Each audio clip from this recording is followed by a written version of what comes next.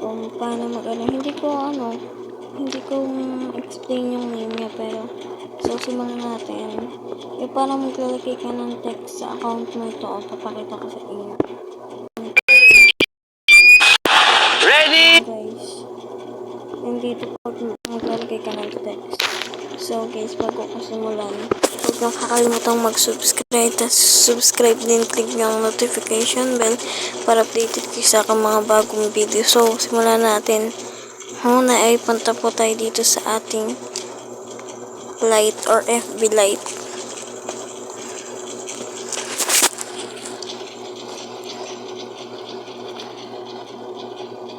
Ayan, so pag napunta kayo dyan, click nyo lang itong profile nyo or profile nyo. So, ito yung profile ko.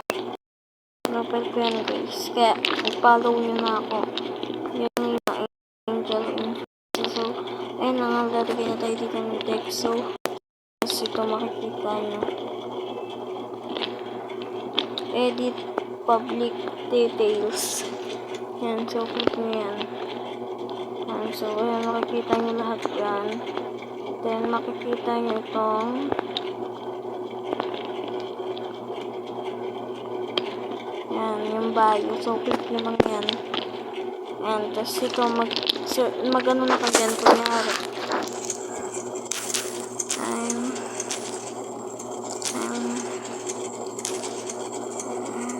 Smart.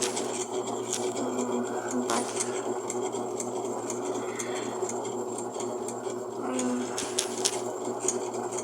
wait, iba na lang. Hindi.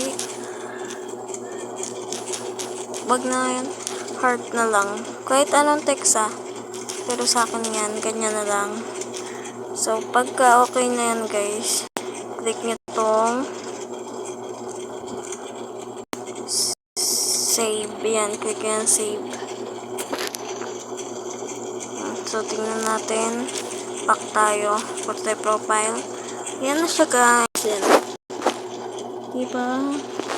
Hindi mo kalimutan i-follow ako Ayan yung name ko Follow nyo na ako. Yan. Ayun lang guys. Short video lang to Sige na, bye.